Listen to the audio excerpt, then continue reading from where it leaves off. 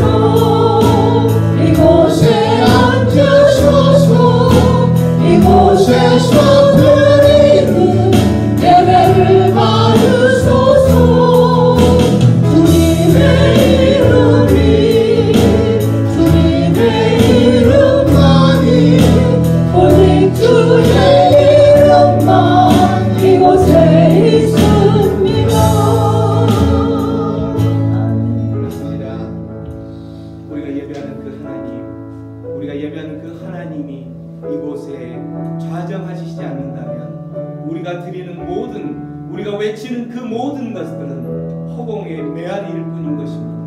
우리가 드리는 이 예배 공간 가운데에 하나님께서 좌정하셔서 하나님이 우리와 함께 하시고 우리의 모든 예배를 흠양하시고 받아 주실 때에 이 예배는 살아있는 예배요 또한 능력 있는 예배인 줄 믿습니다.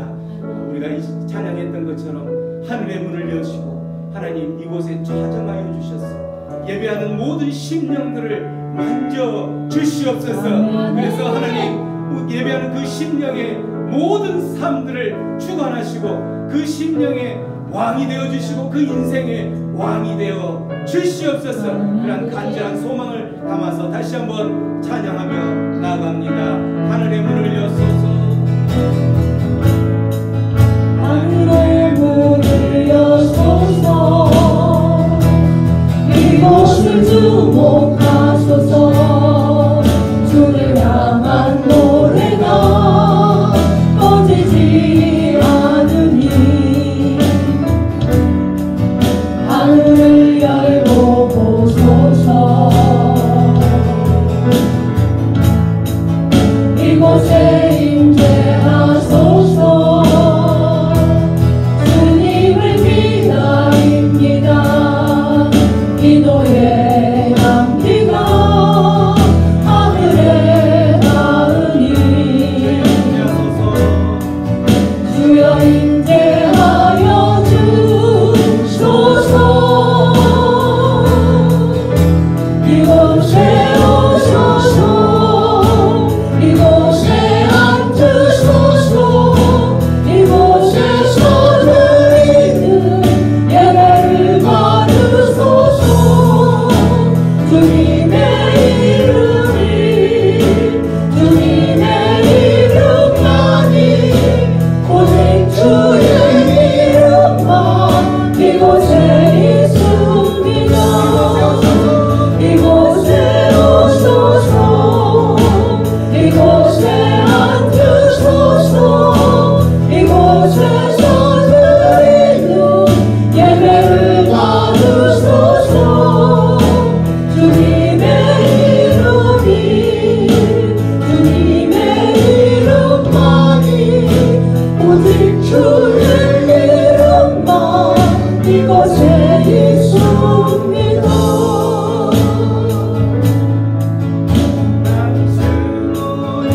오래 있네 그 피로 제사했네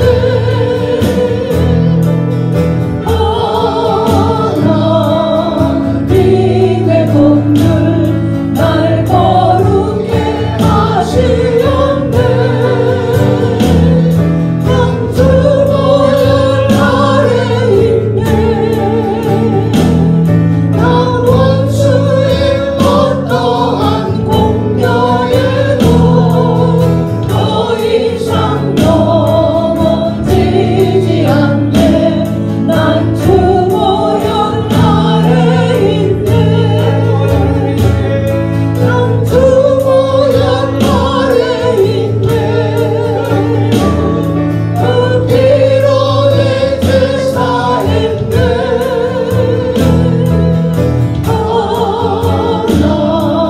하나님의 공을 날 거룩해 하시었네. 양주보혈 아래 있네. 나 원수의 어떠한 공격에도 더 이상 넘어지지 않네. 난 주보혈 아래 있네. 우리는 다 주보혈 안에 있음을 믿으십니까? 아멘. 5월절 어린 양의 그 보혈 안에 있을 때에만이 우리의 모든 삶에 생명이 있고 능력 있고 소망이 있는 줄 믿습니다. 아멘. 그러면 우리 다시 한번 6월절 어린 양의 피로 주님 앞에 이 모든 찬양을 드리며 나갑니다. 6월절 어린 양의 피로 나의 삶의 문이 열렸네. 저 어둠의 권세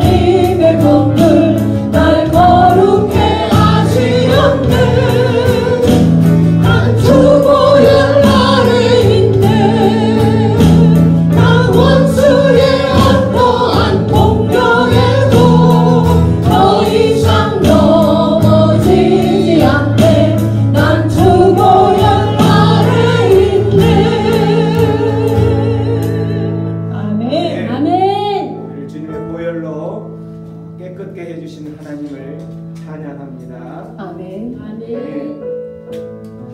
우리가 하나님의 사랑 안에 하나님의 우리를 향한 그 사랑을 기억한다면 우리는 어떠한 상황 가운데서도 하나님의 그 사랑 때문에 일어설 수 있고 또한 쓰러져 있는 우리의 모든 것들을 다시 일으켜 세울 수 있을 줄로 믿습니다. 아멘. 하나님의 사랑을 다시 한번 찬양합니다.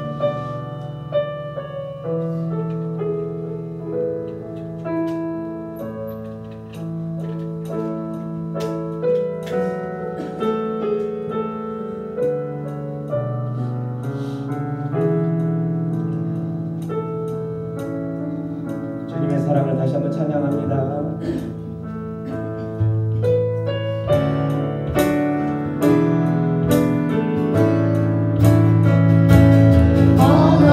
하나님의 사랑을 사모하는 자, 하나님의 평안을 바라보는 자, 너의 모든 것 창조하신 우리 주님, 너를 얼마나 사랑하시는지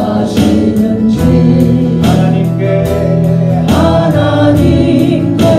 찬양과 경배하는 자, 하나님의 선하심을 닮아가는 자, 너의 모든 것 창조하신 우리 주님이 너를 자녀 삼으셨네. 하나님 사랑의 눈으로 너를 어느 때나 바라보시고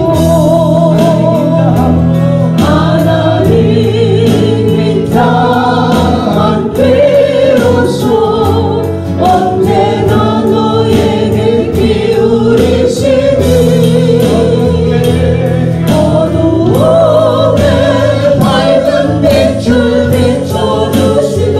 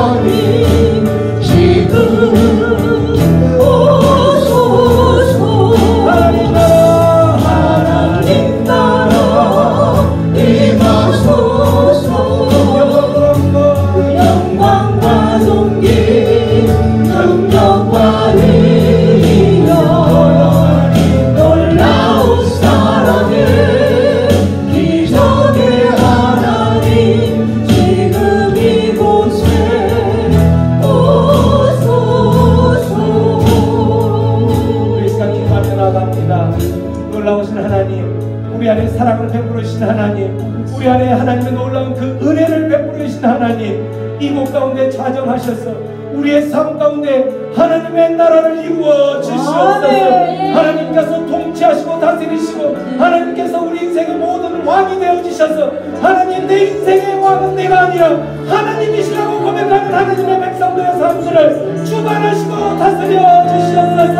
우리 주여 저부르며 기도하며 나갑니다. 주여 아버지 하나님, 아버지 하나님, 이곳에 찬양하시는 하나님의 나라가 우리는 하나님의 말씀이여 주여 이제는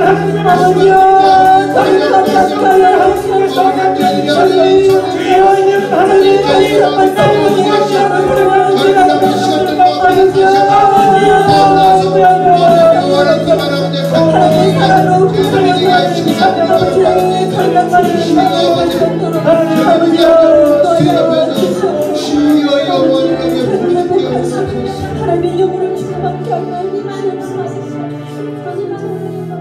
고마우신 하나님 아버지, 우리를 주님의 보혈 아래 놓아주심을 감사합니다. 우리의 어떤 공로로도 우리가 그 묶였던 곳에서 자유케 되어질 수 있는 게 아무것도 없음을 알기에 하나님께서 우리를 주님의 보혈 아래 두시고 하나님, 우리의 삶 가운데 하나님의 나라가 임하게 하여 주심을 감사합니다. 하나님 백성으로 당연히 하나님 주님의 날에 하나님을 찬양하고 예배하는 이 시간, 우리에게는 한없는 기쁨임을 감사합니다. 우리에게 이러한 발걸음을 허락하여 주심을 감사합니다. 건강을 주심을 감사합니다. 하나님만을 바라보게 하여 주심을 감사합니다. 주님께 기뻐하며 노래하며 찬양하는 그러한 하나님 백성의 삶이 매일매일 우리의 삶 가운데 넘쳐나게 하여 주시옵소서. 오늘도 그러한 마음으로 하나님의 얼굴을 구하며 집중하며 나아가는 하나님의 백성들의 삶을 순간순간마다 주님께서 주관하시고 간섭하여 주시옵소서. 드려지는 모든 예배를 주님께서 함께 흠양하여 주시고 영광 받아주실 것을 믿사옵고 예수님의 이름으로 기도하옵나이다. 아멘.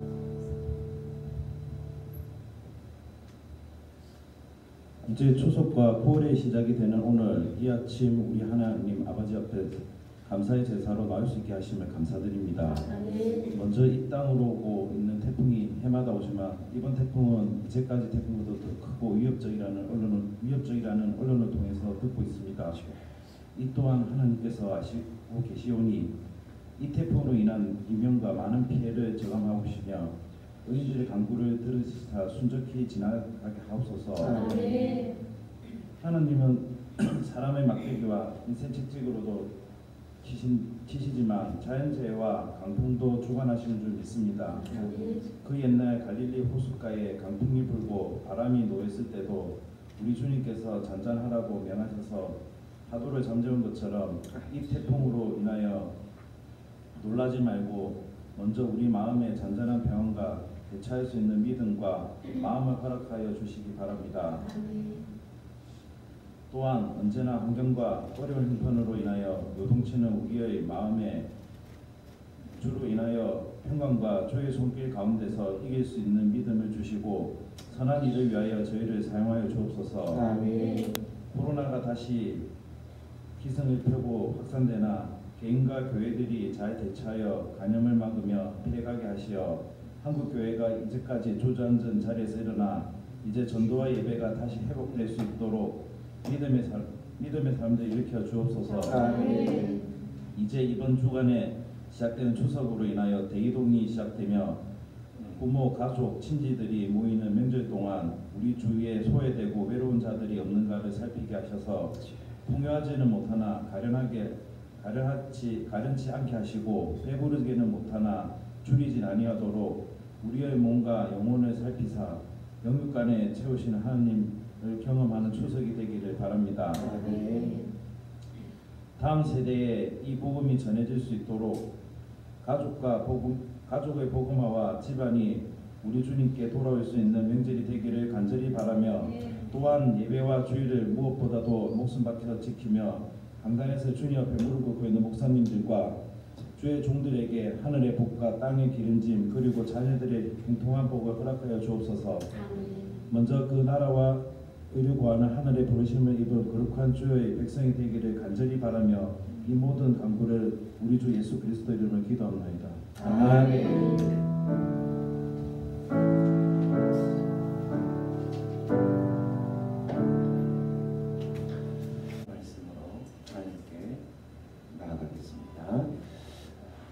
말씀 앞으로 나가주에게 선포하는 시간을 갖습니다. 주의 말씀은 내 인생의 빛입니다. 주의 말씀은 내 삶을 변화시킵니다. 주께서 말씀하신 대로 나는 하나님의 사랑받는 자녀입니다. 아멘. 여러분의 주의 말씀이 지금 평생 30년, 40년 아니면 이제 막 신앙생활을 시작하신 분들은 1년, 2년 그 말씀이 여러분 인생에 빛이 되고 있습니까? 아멘. 여러분의 삶을 변화시키고 있습니까? 아멘. 여러분은 하나님의 말씀에 근거하에 하나님의 사랑받는 자녀인 것을 기억하시기 바랍니다. 나는 축복의 통로입니다. 오늘도 주의 말씀에 마음의 문을 열립니다. 말씀하여 주옵소서. 듣고 깨닫고 말씀대로 살겠습니다. 아멘. 우리가 들은 말씀, 깨달은 말씀이 우리의 삶의 실제가 되고 능력의 말씀이 되고 우리의 발걸음의 방향을 제시하는 지침이 되기를 축원합니다.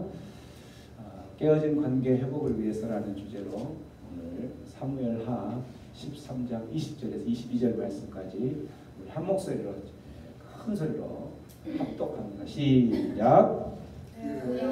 오라비는 압살롬이 그에게 이르되 내 오라버니 암논이 너와 함께 있었느냐. 그러나 그는 내 오라버니니 누이야 지금은 잠잠히 있고 이것으로 말미암아 근심하지 말라 하니라. 이에 다말이 그의 오라버니 압살롬의 집에 있어 사랑하게 지내니라. 다윗 왕이 이 모든 일을 듣고 심히 노하니라. 압살롬은 암논이 그의 누이 다말을 욕되게 하였으므로 그를 미워하여 암논에 대하여 잘잘못을 압살롬이 말하지 아니하니라. 아멘. 여러분 주차 그 아파트의 주차 공간을 보면 이렇게 주차하시는 분이 있죠. 그 어느 한 목사님이 사는 그 아파트인데 거기는 평수에 따라서 좀 넓은 평수는 주차 공간을 2대를 받는다고 해요. 그래서 그 2대 받는 사람도 있고 또 이제 평수가 조금 적으면 주차를 허락 횟수를 1대를 받는 거죠. 근데 이제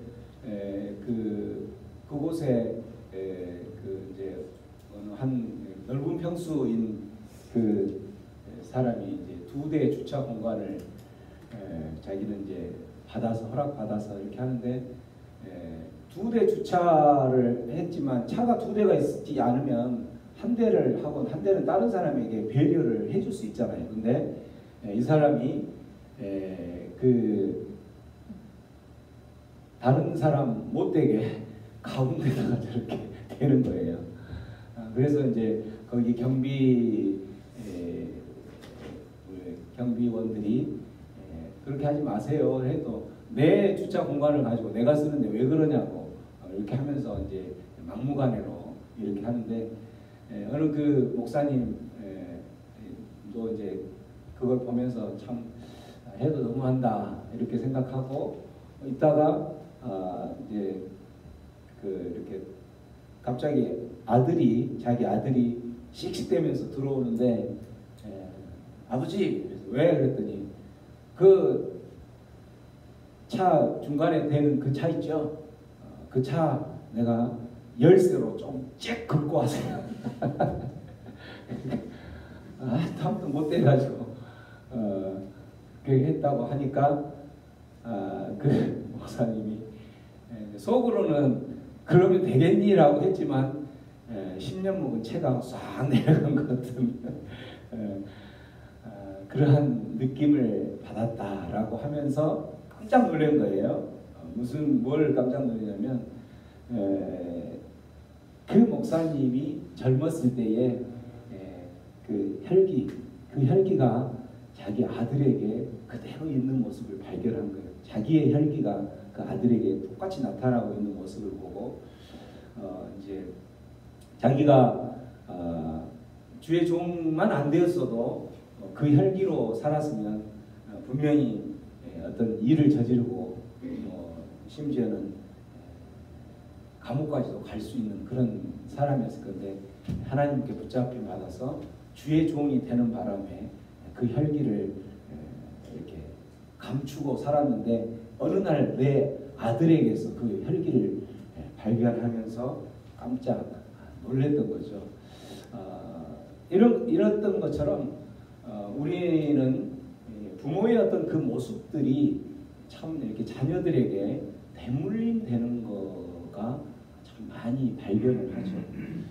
나는 물려주고 싶지 않은데 언제 그 자녀는 나의 그 아주 추악하고 부끄러운 그 모습들을 담는 대물림해서 하는 그런 모습들이 참 이렇게 부정할 수 없지만 그런 경우가 참 많은 것 같아요. 제가 그 캐나다에서 이제 DTS 훈련 받을 때에 캐나다에서 이제 교회에 이렇게 그때는 침례교에 이제 출석을 했는데 그때 그 DTS의 간사로 활동하고 계시는 한 분이 있었는데 그분이 이제 한국에서 약사를 하다가 그 약사로 이제 그 40이 안 됐는데 약사를 접고 캐나다로 들어왔어요. 들어온 이유는 본인이 자기 이제 자라면서 아버지가 그렇게 술만 먹으면은 이제 한마디로 술 그 주사부터 시작해서 술 어떤 어떤 이렇게 알코올 중독 형태의 증상을 일으키는 모습을 보면서 너무나 싫은 거예요. 그렇게 이제 자라면서 그렇게 했는데 나는 절대 아버지처럼 알코올 중독자의 모습으로 살지 않겠다라고 그렇게 다짐을 하고 이를 악물고 살았는데 어느 순간 자기를 보는데 자기가 그 모습으로 살고 있는 거예요. 그래서 깜짝 놀래가지고 결국은 이제 그 혼자 힘으로는 힘들고 어려워서 어쩔 수 없이 모든 걸 내려놓고 밴쿠버에 와서 이제 그때 치유학교 그러니까 그 DTS 훈련 안에 보면 이제 치유학교 거기에 이제 있죠.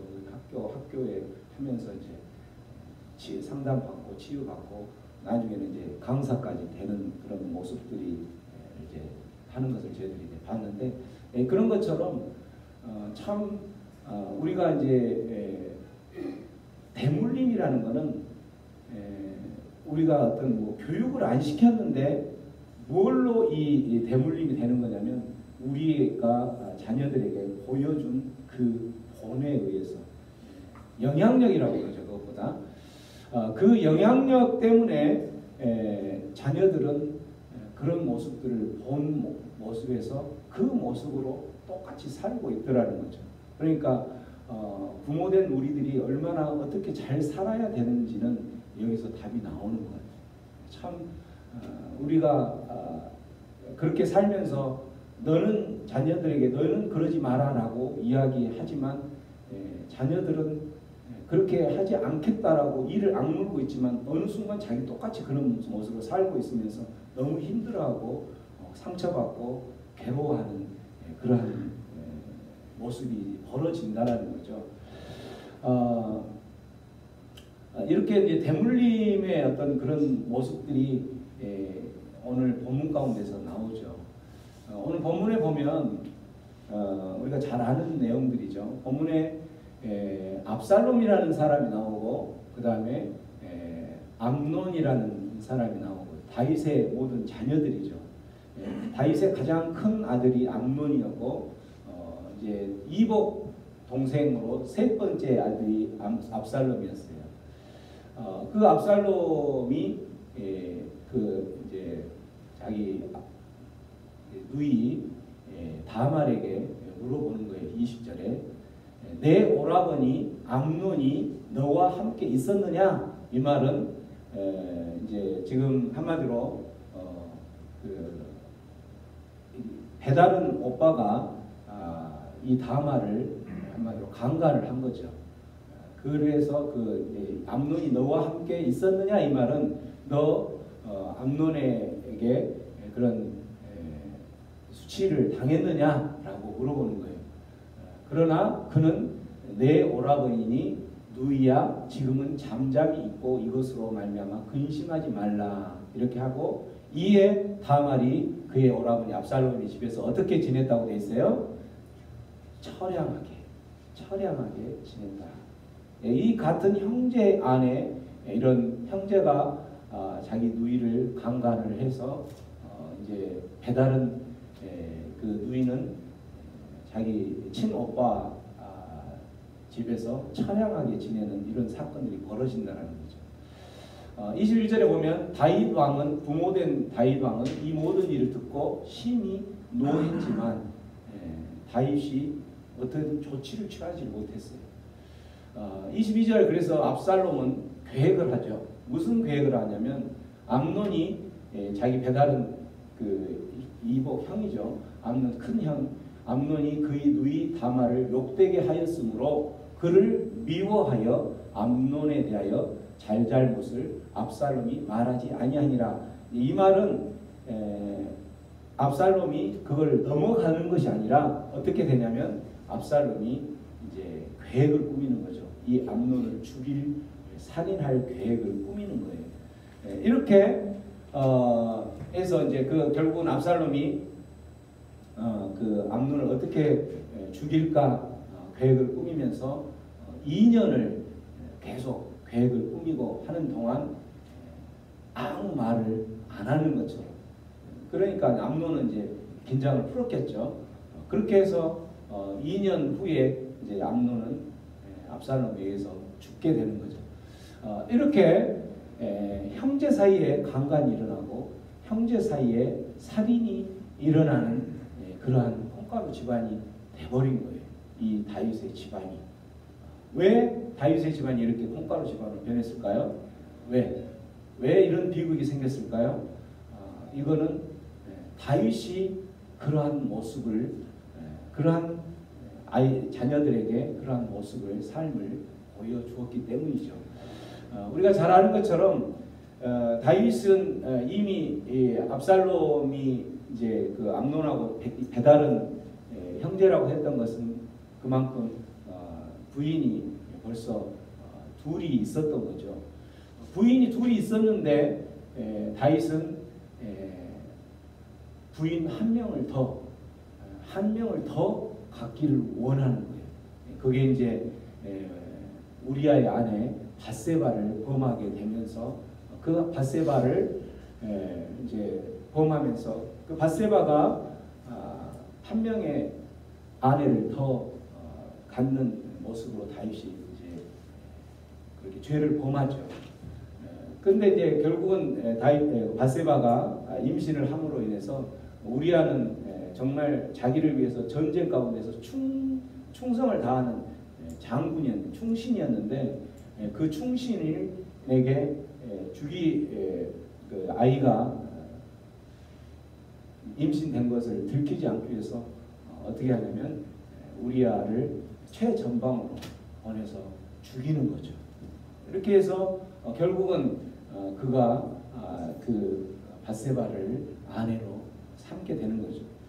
이 다윗이 하나 더 없는 것이 아니라 하나 더 한 번 더라는 이 욕심 때문에 그 인생이 망쳐지고 그 하나 더 우리의 인생 가운데서 마찬가지 하나 더 그 한 번 더가 그 가정을 이렇게 풍지박살하게 만들었다는 거죠. 우리의 삶 속에서도 마찬가지예요. 우리의 삶 중에서도 대부분 욕심 부리는 사람들을 보면 그 사람이 없어서가 아니라 정말 많은 사람이 많이 가지고 있는데 다윗처럼 아내가 한 명이 아니라 두 명이나 이렇게 여러 명이 있는데도 거기에서 또 하나 더 라는 그 욕심을 불러 일으키는 것이 결국은 그 인생의 그 가정에 이런 풍지박산한 콩가루 집안 형태를 만들게 됐더라는 거죠. 이러한 그 다윗의 모습들, 이러한 모습이 자녀들에게 비춰졌기 때문에 이 영향력, 이게 다윗이 보여준 자녀들에게 보여준 본이 이런 모습이었다라는 거죠. 이러한 부모의 결말은 이렇게 자녀들이 하는 행동들이 결국은 뭐였어요? 그들은 그렇게 하지 않으려 했지만 그 상처 입은 자녀가 저지른 일은 압살롬은 그러한 모습처럼 살인을 하고 결국은 압살롬은 암논 형을 이복 형을 죽이는 것에서 넘어서서 마지막에는 다윗 아버지에게까지 창을 겨누는 반역을 하는 상황으로 가는 거죠.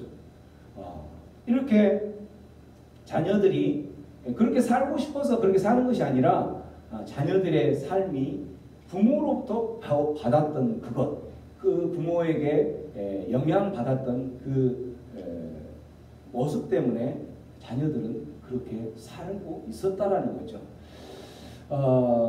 이러한 상처를 어떻게 회복할 수 있을까요? 회복은 할 수는 있을까요? 이 상처는 우리가 하나님과의 관계에서 회복되어지는 그것과 똑같은 방법으로 회복할 수 있다라는 거예요. 우리가 하나님과의 관계 가운데서도 하나님과 어떤 관계가 깨어졌다 그러면 대부분 무엇 때문에 깨어지냐면 죄 때문에 깨어지죠.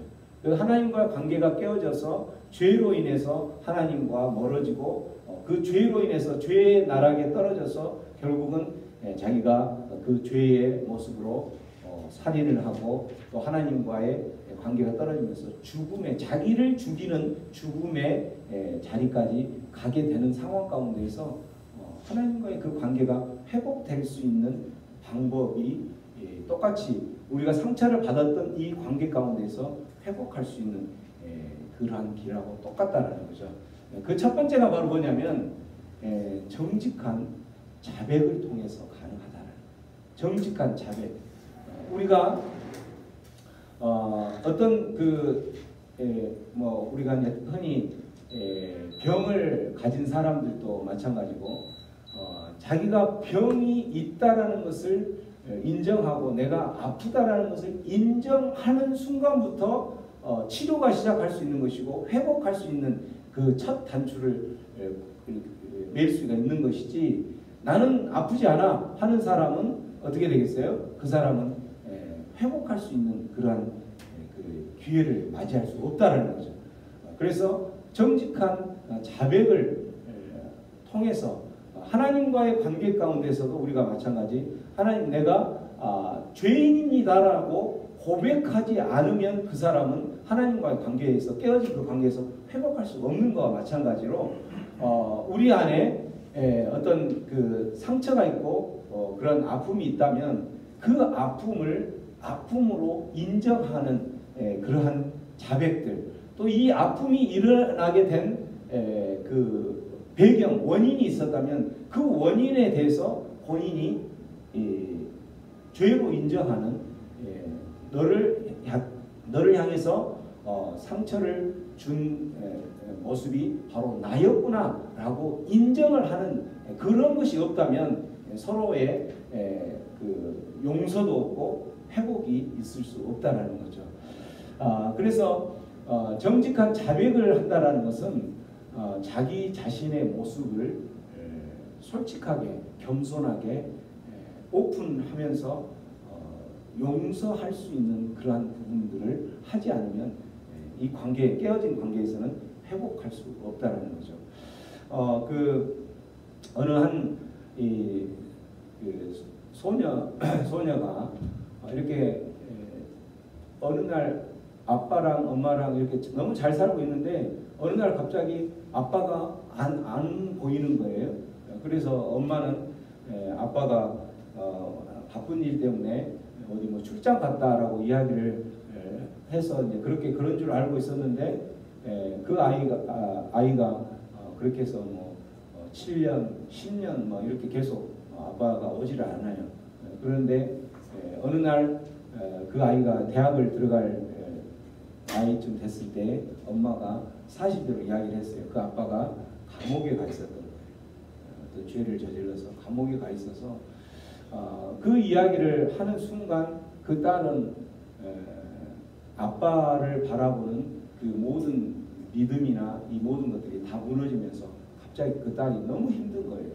너무 힘들어서 이제 거의 한 1년 이상은 대학 생활하면서도 학교도 안 나가고 우울한 상황에 빠지면서 너무나도 힘들고 어려운 상황 가운데 있다가 어느 날 갑자기 이제 그 기독교 그 대학에서 무슨 수련회 비슷하게 그런 캠프가 있어서 거기에 가서 거기에서 하나님을 만난 거예요.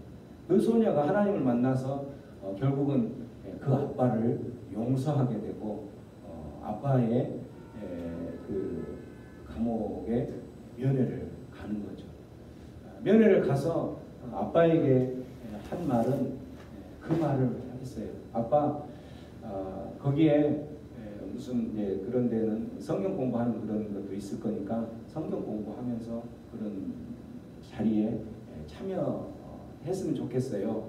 라고 이야기를 하니까 이제 아빠가 어쨌든 너무나도 오랜만에 딸이 그것도 어렸을 때 이렇게 했다가 한 10몇 년 됐으면 너무나도 이제 아가씨로 변해진 그 딸의 입에서 아빠를 용서하면서 그 용서하기 전까지는 정말 수치심에 그렇게 살다가 결국은 이렇게 하나님 만나서 했다고 하면서 하나님 믿으라고 하는 이야기를 듣고 그 아빠가 결국은 신앙생활을 했던 거예요. 그런 신앙생활을 하다가 또 다시 온 그 딸에게 아빠가 하는 이야기가 뭐냐면 이 이야기를 했어요. 딸아, 너에게 수치심을 준 아빠를 용서해 줄 수 있겠니? 이렇게 이야기를 합니다. 이제 아빠는 처음으로 자기 자신이 정식으로 회개의 그 자백을 한 거죠. 그러한 부분에 대해서 너에게 수치심을 준 것에 대해서 정말 미안하다 자백을 하면서 그 딸을 향하여서 용서를 구했던 거죠.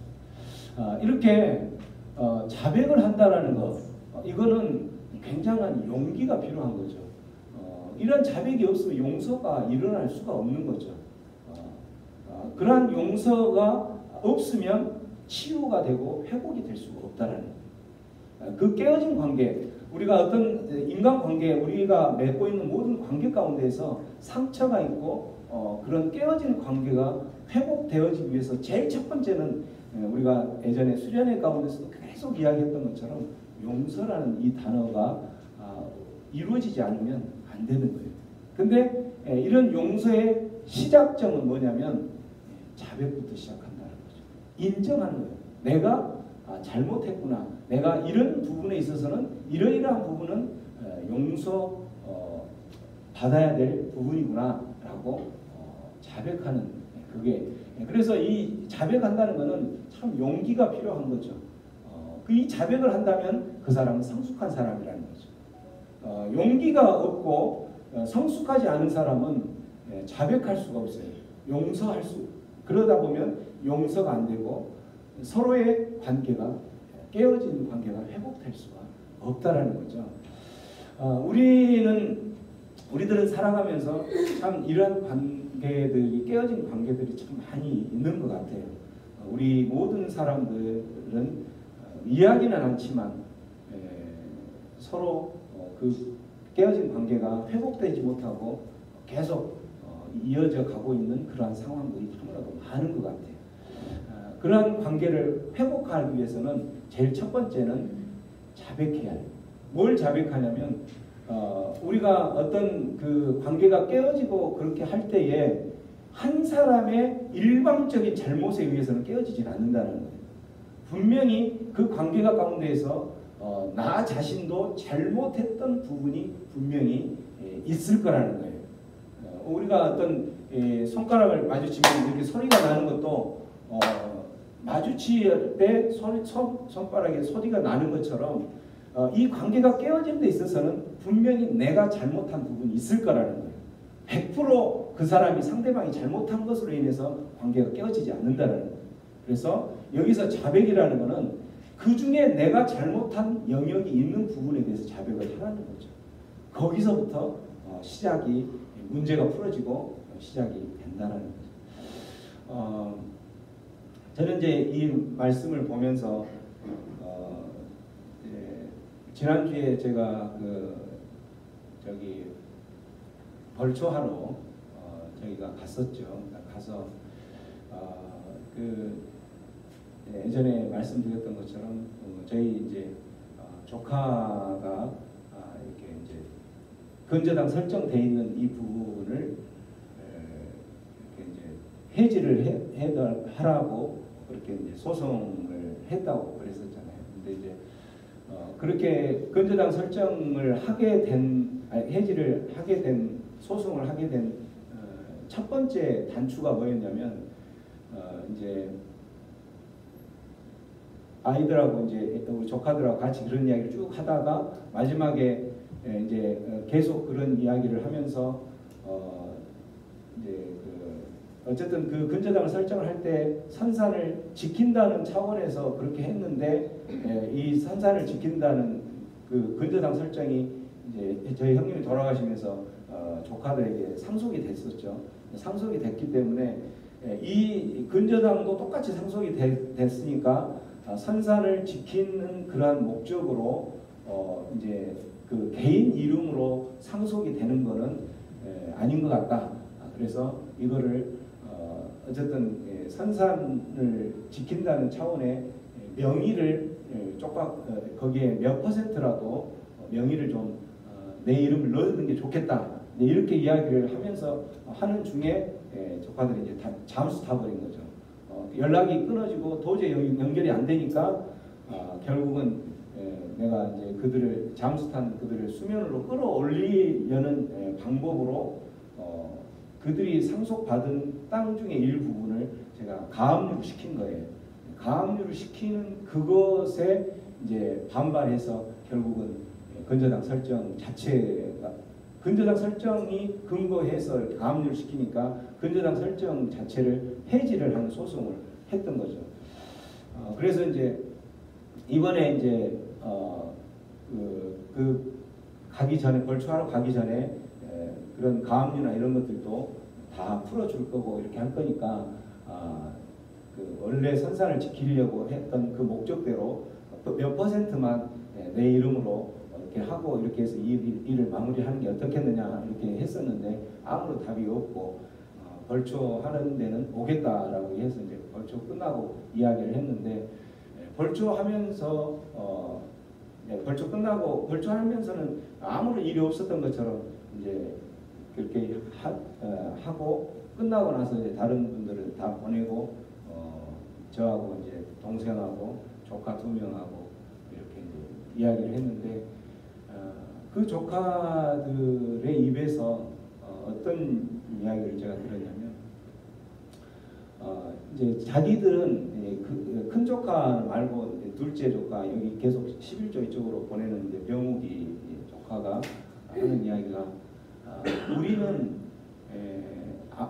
아버지의 아들로 아버지가 작은아빠에게 그렇게 항상 빚을 많이 졌기 때문에 빚진 자의 아들로 늘 살았어요. 그렇게 이야기하더라고요. 그런 빚진 자의 아들로 살면서 작은아버지를 보면 늘 미안하고 그런 마음이 있었는데 작은아버지가 그런 작은아버지의 마음, 작은아이를 바라보는 마음이 그랬었는데 작은아버지가 그렇게 상속받은 일부분에 여기를 가압류를 시키는 걸 보고 너무나도 상처를 받았어요. 그렇게 이야기를 하더라고요.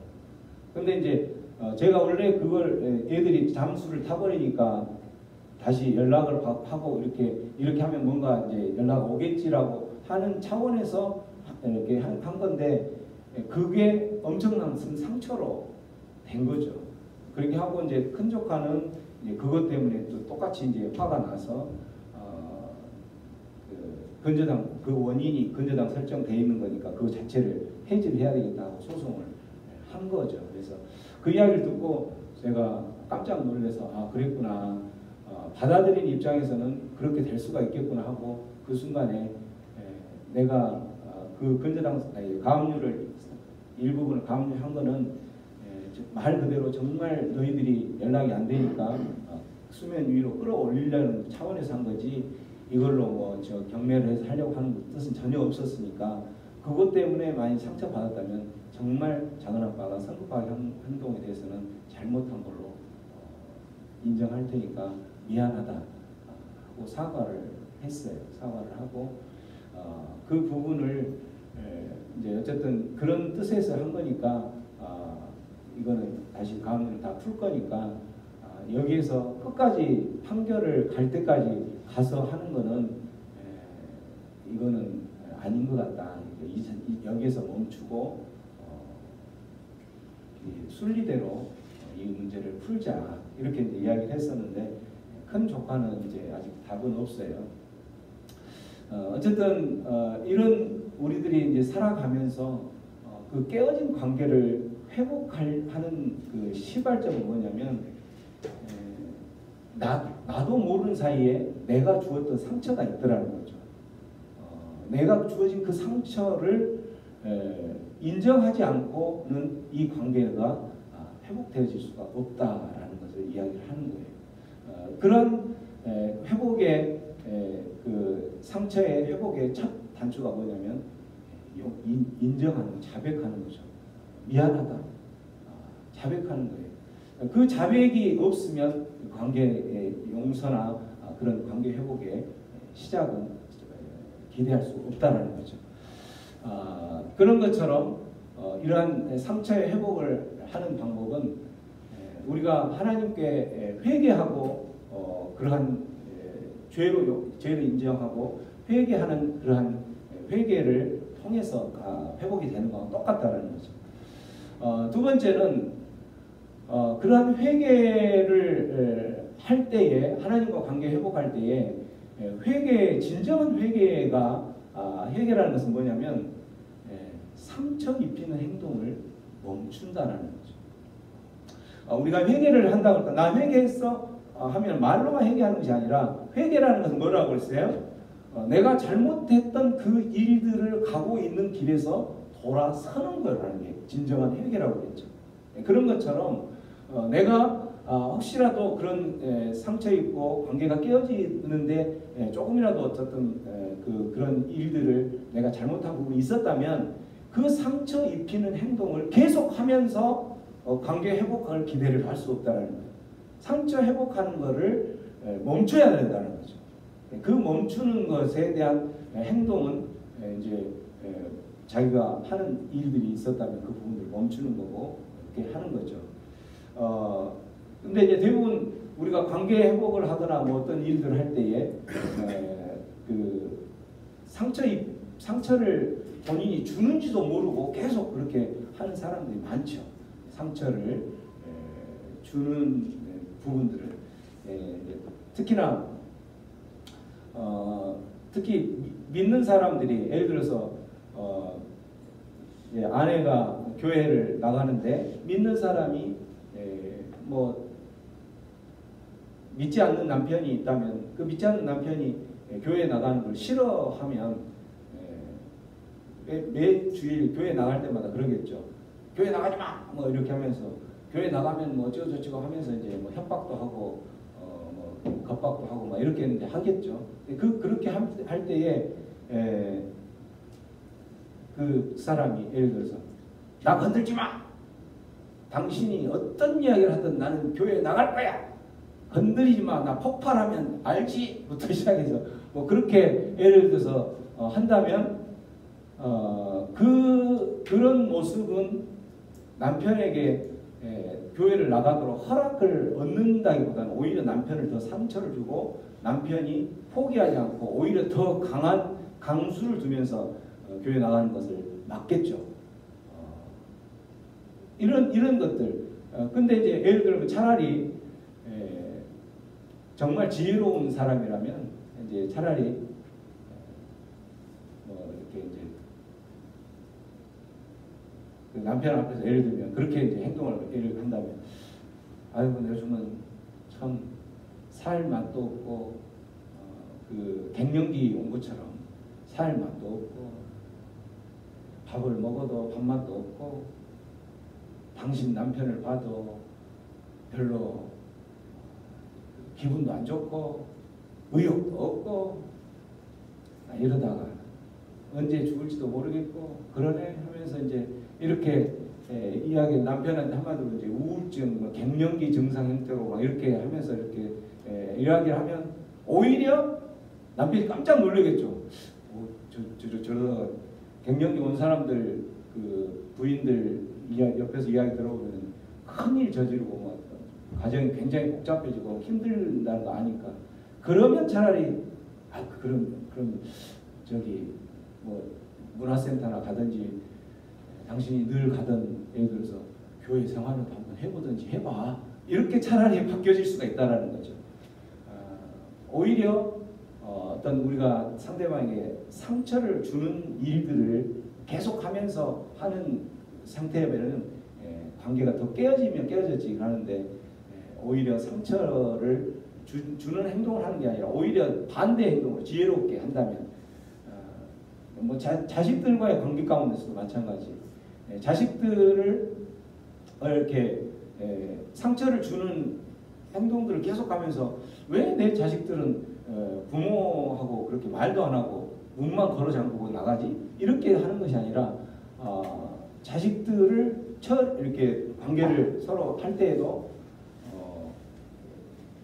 엄한 아버지와 어머니와의 모습 속에서 자식들이 누구가 더 이렇게 관계가 더 잘 되던가요? 엄한 아버지가 규율을 이렇게 하면서 하는 그 아버지가 자식들하고 관계가 더 좋던가요? 아니면 부드러운 어머니, 상처를 싸매어주고 인정해주고 그래 힘들겠다라고 하는 어머니가 관계가 더 좋던가요? 우리가 보면은 엄한 아버지는 뭐 훈계하고 그러면 되겠어, 누구 집 아이는 이러는데 하면서 또 비교하고 막 이렇게 하면서 겁박하고, 그렇게 할 거면 네가 알아서 당장 뭐 용돈도 끊겠다부터 시작해서 그렇게 했던 모습이 저예요. 근데 그렇게 해서는 관계가 회복되는 게 아니더라고. 오히려 더 끊어지고 더 자녀들은 자녀들대로 저항해서 하는 모습으로 더 나가는, 깨어진 모습으로 가는 거예요. 결국 상처를 입히는 행동은 멈추지 않으면 관계는 헤어지지 않는 거예요. 회복되지 않는 거죠. 결국 우리가 회개를 할 때 진정한 회개는 상처를 입히는 모습들로, 인간관계에서 어떤 이런 회복을 하는 데 있어서 제일 먼저는 내가 변화되지 않으면 안 된다는 거죠. 내가 상처를 계속 주고 있는 그런 삶을 살았다면 이제는 멈춰야 되는 거예요. 그렇지 않으면 상처는, 그 관계는 회복이 될 수가 없다는 거죠. 우리들이 살아가면서 어떤 그런 관계, 하나님과의 관계 가운데서 마찬가지. 계속 하나님 앞에 죄를 지은 것을 회개한다고 하면서도 똑같은 죄를 또 진정한 회개가 아닌 또 짓고 또 짓고, 죄인 줄 알면서도 또 짓고, 이런 모습들은 변화되지 않는 그런 모습은 하나님과 관계 가운데서 회복을 기대하기가 어렵다는 거죠. 인간관계에서도 마찬가지. 내가 먼저 그런 상처를 주는 그러한 자리에 계속 내 말이, 내가 가는 자리가 내가 가는 자리가 화평이 있고 평강이 있는 것이 아니라 내가 가기만 하면 그 자리가 항상 분쟁이 일어난다. 그러면 생각해봐야 되는 거죠. 하나님의 사람이라면 그 사람은 그 자리가 평강을 이루는 자리가 돼야 되는 거죠. 대부분 보면은 정말 그 분쟁이 일어나는 일들 보면 사소한 일들이 아주 굉장히 커져서 아주 엄청난 그 일들이 벌어진 경우가 참 많죠. 예전에 그 햇필드 가문하고 맥코이 가문이라 해서 미국 남북 그 전쟁 그 배경으로 나오는 이제 미국 그 드라마로 3부작으로 나오는 드라마에 보면은 이 햇필드와 맥코이라는 이 두 가문이 12년간의 전쟁을 하죠. 분열이 있어서 싸움을 하는데 그 12년간 전쟁 중에 햇필드 가문의 사람 중에 3명이 죽고 맥코이 가문의 사람들이 7명이 죽어요. 외부 사람들이 2명이 죽고 해서 총 12명이 사망자가 생길 정도라고 사상자는 더 많겠죠.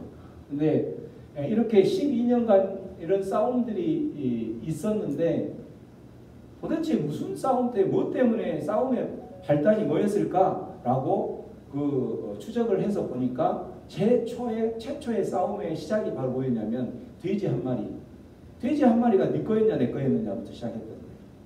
돼지 한 마리가 당신 거 우리 햇필드 가문 거다, 맥코이 가문 거다. 이 돼지 한 마리의 소유권이 누구 거였느냐라는 그 사소한 문제 때문에 결국은 이렇게 관계가 깨어져서 그런 엄청난 기간 동안 또 사람도 죽고 이런 상황들이 벌어졌다는 거죠. 그래서 우리가 관계가 깨어졌던 그 모습들을 다시 한번 되돌아보면 정말 사소한 일들이었을 경우가 많다라는 거죠. 엄청난 정말 나라를 구할 만큼 큰 일 때문에 서로 관계가 깨어진 건 거의 없다라는 거죠.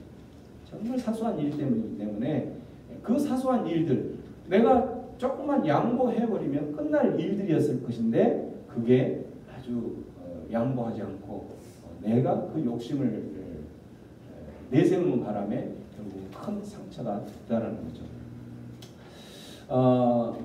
상처 회복할 수 있는 세 번째 방법은 그 일들을 해결하려고 하다 보면은 상대가 왜 그렇게 일을 할 수밖에 없었을까라고 깨달아질 때가 있을 거라는 거죠. 우리 이번에 그 수련회 때 그거 했었잖아요. 애니어그램 이거를 통해서 우리가 얻었을 수 있는 가장 큰 수학이라면 상대의 다름. 당신은 그런 사람이었군요. 그런 캐릭터를 가지고 있었기 때문에 그렇게 행동할 수밖에 없었군요 라고 인정해 주는 거. 그런 사람이었기 때문에 나에게 그 상황에서 나에게 그런 상처 주는 행동을 할 수밖에 없었군요 라고 인정해 주는 거라는 거죠. 그 인정이 없으면 정말 달랐구나 라는 인정이 없으면 관계가 회복이 될 수가 없다는 그런 뿐만 아니라 상대가 혹시라도 이제 또 그런 관계가 깨어진 것 때문에 화해의 손길을 내밀었을 때에 그 화해의 손길을 받아줄 때에 관계는 회복이 된다는 거예요. 화해의 손길을 내미는데도 여전히 끝까지 자기가 끝까지 100% 잘못은 없다라고 생각하면서 끝까지 이렇게 그 화해의 손길을 거절한다면 관계 회복은 있을 수 없다는 거죠. 행여나 우리의 삶 가운데서도 마찬가지 상대가 그런 화해의 손길, 화해의 제스처를 하고 있는데도 내가 그냥 끝까지 내 생각과 내 주장만 하고 있지는 않는지 한번 되돌려 생각을 해보라는 하나님의 말씀을 들으시기 바랍니다. 우리는 이러한 상대의 다른 나에게 상처를 줄 수밖에 없었던 그러한 것들을 인정하고 혹시라도 상대가 또 아니면 내가 먼저 화해의 손길을 내밀었을 때에 나의 그러한 화해의 손길을 기다리고 있을 수도 있잖아요. 그런 상태가 아니라면 관계 회복은 참 힘들다라는 거죠. 왜 그러냐면 우리는 서로가 그런 잘못을 또 상대방에게 상처를 줄 수 있는 그러한 연약한 존재들이기 때문에 서로 용서하고 서로 용납하고 서로 용서받을 존재이기 때문에 그렇다라는 거죠. 나는 누구에게도 상처 주지 않는 완벽한 사람이다. 그런 사람은 있을까요? 없을까요? 없죠.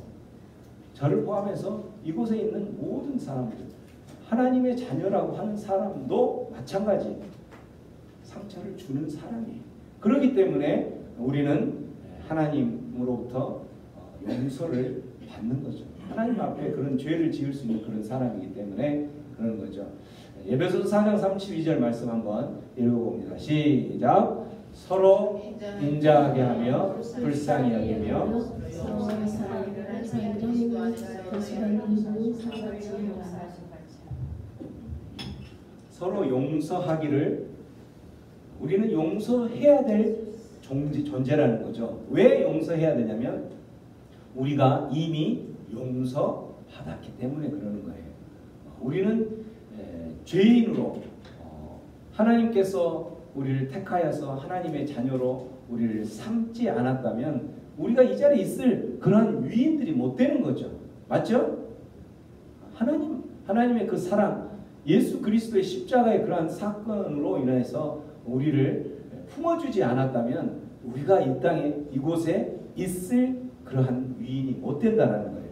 우리는 끊임없이 세상을 향하여서 나아가고 끊임없이 세상 욕심을 향하여서 우리의 시선들이 멈추지 않을 그러한 사람들이. 그래서 결국은 우리의 욕심들은 죄를 낳고 그 죄는 점점 장성해서 우리 안에 사망에 이르게 하는 그러한 죄의 본성을 가지고 있는 사람들이기 때문에 용서받아야지만이 하나님의 자녀가 되는 거예요. 그러한 하나님의 용서를 받은 자로서 당연히 또 똑같이 죄를 지은 나에게 상처를 준 그 사람을 용서해야 되는 존재라는 거죠. 그렇기 때문에 그렇게 그 상태를 해야 돼, 용서를 해주는 거죠. 캐나다에 이제 어떠한 캐나다 공원들이 굉장히 많죠. 공원에 이렇게 있는데 그 공원에 있는 그 공원 관리하시는 분들이 갑자기 굉장히 분주하게 그 한 땅에 구멍을 파면서 거기에다가 물을 계속 붓는 거예요. 분주하게. 그래서 어떤 사람이 왜 뭐 하세요? 왜 그러세요? 그랬더니 불이 났다는 거죠.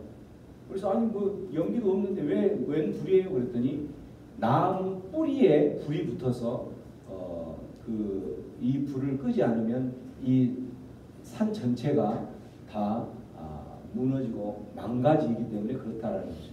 예. 원인을 나중에 찾아보니까 해변가 근처에 캠프파이어 하면서 그 캠프파이어 하는 쪽에서 나무 뿌리에 불이 붙어서 그 뿌리에서 쭉 계속 그 뿌리 쪽으로 불이 가고 있는 것을 그 관리인이 발견하고 그걸 끄기 위해서 그랬다라는 거죠. 이런 거와 마찬가지로 보이지 않는 그 뿌리, 보이지 않는 뿌리에 불이 붙어 있는 그것, 이게 우리 인간관계 가운데서 밝혀지지 않고 드러나지 않는 그러한 깨어진 관계, 나로 인해서 깨어진 그 관계가 이렇게 화재 진압을 하지 않으면은 그 깨어진 관계가 회복되어지지 않으면 어떻게 되냐면 그 가정은 풍지박산이 되는 거예요. 그 가정은 무너질 수밖에 없다라는 거죠. 이 깨어진 관계가 회복이 안 되면 무너질 수밖에 없다는 것을 기억하면서 이 회복을 위해서, 깨어진 관계 회복을 위해서 노력해야 됩니다. 그냥 그대로 살지 뭐 그렇게 살 수도 있겠죠. 하지만 그 사는 모습은 깨어진 모습으로 살아가는 거고 먼 날 하나님 앞에 우리가 섰을 때에 어떻게 하나님께서 우리에게 질문하실지는 우리는 모르는 거죠. 너 그 깨어진 관계 가운데서 뭐 하다 왔니? 라고 물어본다면 그래서 그 깨어진 관계의 회복을 위해서는 우리가 세 가지를 봤는데 우리 힘으로는 참 힘들죠. 어렵죠. 기도로 성령 충만함으로 우리가 무장되지 않으면 이 깨어진 관계를 회복할 수 있는 길이 없다는 거죠. 나는 끊임없이 용서하고 화해의 손길을 내밀고 싶지만 오늘 아침에 결단하고 그렇게 내밀었지만 막상 그 현장 가운데 가서는 또 내 마음은 감춰지죠. 자백하지 않죠. 내 마음은 또 여전히 상처 주는 그 일들을 하고 있죠. 화해의 손길을 내밀는 그 손길을 뿌리치고 있는 내 모습을 발견하게 되는 거죠.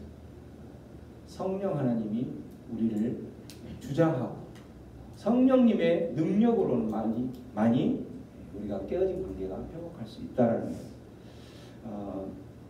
이번 여러분 이제 추석 명절 때에도 마찬가지 혹시라도 이제 관계 가운데서 깨어진 관계에 있는 분들이 혹시라도 그런 만남의 기회가 있다면 아니면 없을지라도 그 관계를 일부러라도 만들어서 그 관계를 회복할 수 있는 그러한 기회는 누가 만드는 거냐면 내가 만드는 거예요. 특히 오늘 하나님의 말씀을 들은 우리가 만드는 거죠.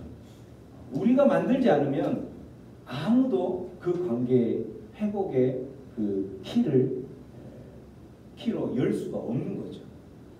그 깨어진 관계 가운데로 계속 가는 거예요. 누가 만드냐면 그걸 알고 있는 사람이 만드는 거죠. 깨어진 관계를 회복하는 길을 열쇠를 끼워 맞추는 거죠. 그러한 혹시라도 추석 때 여러분의 가정 가운데 참 한국의 그 가정에는 이런 깨어진 관계가 많이 있어요.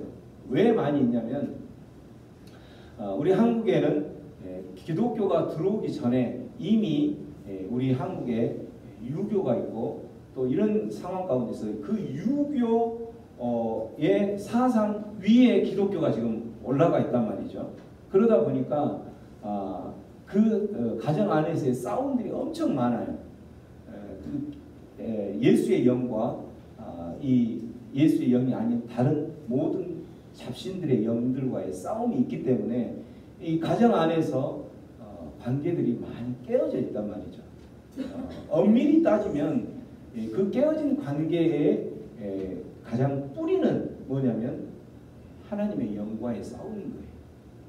그래서 우리 그 하나님의 영과의 관계 가운데서 싸움에서 깨어진 관계가 있다면 그것을 풀 수 있는 방법은 오늘 이야기한 것처럼 이걸 알고 있는 하나님의 자녀가 풀어야 되는 것이지 세상 사람들은 뭘로 풀어요? 술로 풀죠. 세상 사람들은 술로 풀어요. 술로 술 한잔하고 풀자라고 이야기하죠. 근데 술 한잔하면 그때는 풀어진 것 같지만 실제 그거에 풀어진 게 아니죠. 술 한잔하고 분위기 좋으니까 풀어진 것 같다 하지만 결국은 그 앙금 안에는 근본적인 그 문제가 해결이 안 되면 또 다시 상처가 있고 관계는 계속 깨어지고 그 갭은 골은 깊어질 수밖에 없다라는 거죠. 이러한 일들을 결국은 하나님의 자녀가 해야 되는데 하나님의 자녀도 연약한 인간이다 보니까 하고 싶은 생각이 들었다가도 또 접고 하는 거죠. 기도하면서 성령 충만할 때만이 가능한 거예요. 성령 충만함, 성령의 능력으로 아니면 하나님의 자녀들도 믿는다고 하지만 여전히 세상 사람들하고 똑같이 깨어진 관계 가운데서 살아가게 된다라는 거죠. 이번 추석 명절에 혹시라도 이런 관계가 있다면 이런 관계를 위해서 일주일간 계속 기도하고 만남의 그 자리 가운데서 성령 충만한 관계로 원만한 관계로 세상 하나님의 자녀들이 착각하는 게 있는데 뭐냐면 자기는 성령 충만한 사람이라는 거예요. 근데 그 사람이 성령 충만한 사람이 세상 가운데 나가고 세상 사람들을 만나면 그 사람들과의 관계는 여전히 깨어진 관계에 있다. 그러면 그 사람은 성령 충만한 사람이 아니라는 거죠. 정말 성령 충만한 사람은 오늘 이 이야기처럼 성령 충만, 그 앞에 세 가지 일들을 본인이 하면서 인간관계까지도 원만한 관계, 아름다운 관계로 끌고 가는 사람이 성령 충만한 사람이라는 거죠. 진정한 하나님의 자녀라는 거죠. 하나님이 원하시는 모습이라는 거죠. 그러한 모습을 통해서 결국은 하나님의 영광을 보고 그들이 교회 가운데로 하나님의 자녀 가운데로 올 수 있는 것입니다. 그게 바로 전도인 것이지, 나는 성령 충만하다고 하면서 세상 가운데에 가서는 똑같이 깨어진 관계 가운데서 불편한 모습, 그런 모습을 있다면 그 사람은 성령 충만한 사람이 아니라는 거죠. 하나님이 원하는 하나님의 자녀가 아니라는 거예요. 진정한 성령 충만한 자의 특징은 원만한 인간관계, 부드러운 인간관계가 되는 거예요.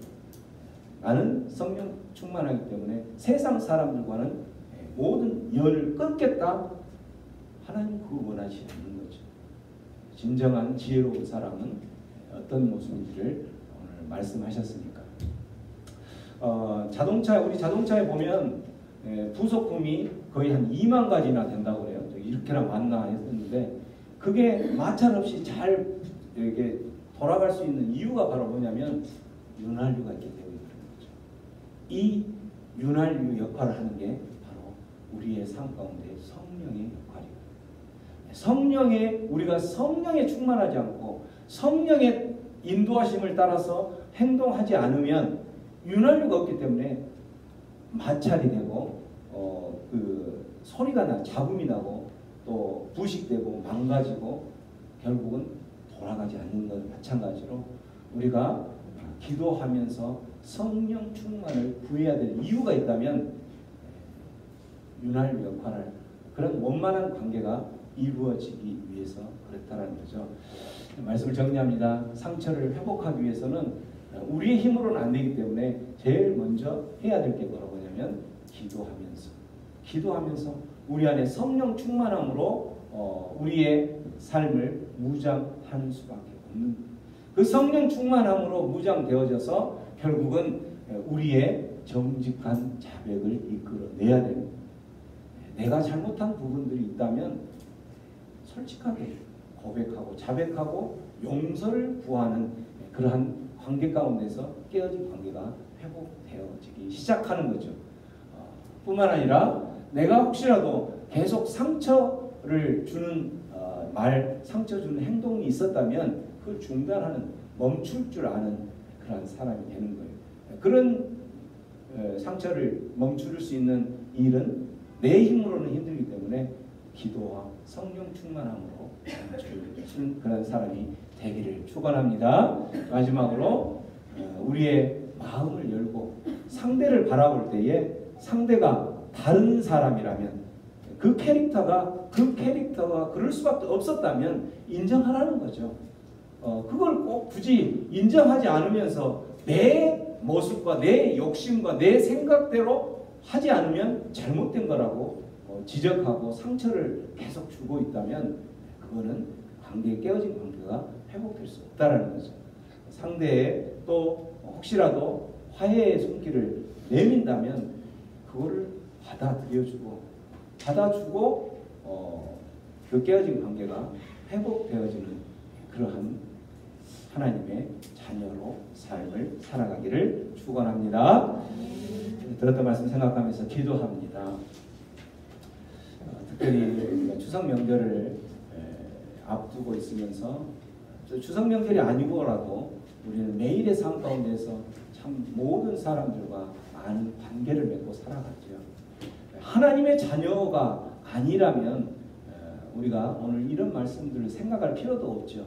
그러나 하나님께서는 오늘 우리에게 말씀하시죠. 너희들이 하나님의 자녀라면 세상 가운데서 살아가면서 성령 충만한 모습으로 살아가야 한다.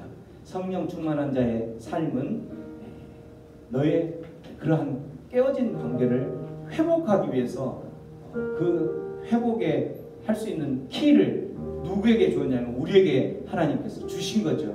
그 키를 사용하라는 거예요. 그 키에 첫 번째 방법이 자백하는 거죠. 정직한 자백을 통해서 내가 잘못한 부분들 용서를 구하는 용서를 구하는 그 자리부터 깨어진 관계가 회복될 것이고, 행여나 혹시라도 내가 내 삶 가운데서 상처를 주는 행동들, 상처를 주는 말들, 그러한 모습들이 있었다면 그거를 용서를 구하는 그러한 멈추는 일들을 하고, 또 상대의 다른 모습들을 인정하는 그러한 삶으로 통해서 우리 안에 깨어진 관계들 회복할 수 있는 그런 삶이 되게 하여 주시옵소서. 하나님께서 우리에게 그러한 능력을 주셨사오니 성령의 능력으로 그 일들이 이루어지게 하여 주셨어. 하나님, 우리 가정 안에 또 내가 관계하고 있는 모든 관계 가운데에서 깨어진 관계들이 회복되어져서 하나님께 칭찬받는 하나님의 자녀 되게 하여 주시옵소서. 우리 함께 기도하며 그렇게 살아가기로 결단하는 삶을 살아가겠습니다. 결단하며 기도하겠습니다. 아버지 하나님, 그렇습니다. 우리의 삶 가운데에 하나님, 우리는 참으로 연약합니다. 아버지, 내 생각을 주장할 때가 너무나도 많습니다. 내 생각이 100% 옳다고 주장하는 경우가 너무나도 많습니다. 그러나 하나님, 되돌아보면 내가 또한 그들에게 상처를 주었음을, 그들이 100% 잘못한 것이 아니라 내가 그들에게 상처를 주었던 것들도 있음을 인정하게 하여 주시옵소서. 용서를 구하는 그러한 자백의 시간이 주어지게 하여 주시옵소서.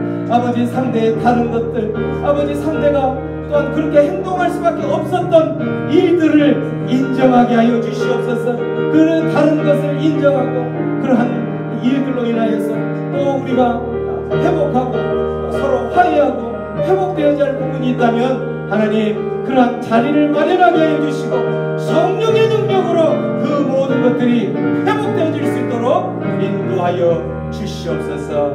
그렇습니다. 고마우신 하나님 아버지, 우리의 삶 가운데에 참으로 많은 관계 가운데에 왜 이렇게 힘들고 관계가 회복되어지지 않고 점점점 그 금이 가고 그 관계는 멀어질 수밖에 없을까? 그 모든 원인들이 상대에게만 있는 것이 아니라 나에게도 있었음을 인정하게 하여 주시옵소서. 보게 하여 주시옵소서. 깨닫게 하여 주시옵소서. 그래서 그 깨달은 나의 잘못들이 있었다면 용서를 구하고 그 용서를 구하는 그 시간을 통하여서 하나님, 우리의 모든 깨어진 관계들이 회복될 수 있도록 인도하여 주시옵소서. 또한 특별히 상대가 그러한 일들을 상처를 줄 수 있는 그러한 일들, 그러한 행동들, 그러한 말들을 할 수밖에 없는 그러한 캐릭터였다면, 그러한 기질이었다면 또한 그 다름을 인정하고 또 우리가 그 다름을 인정하지 않으면서 깨어졌던 모든 관계들을 다시 한번 회복할 수 있도록 인도하여 주시옵소서. 이 모든 일들 성령 하나님의 능력으로 감당케 하시고 능히 이겨내는 그러한 하나님의 자녀 될 수 있도록 인도하여 주시옵소서. 감사하고 예수님의 이름으로 기도하옵나이다. 아멘.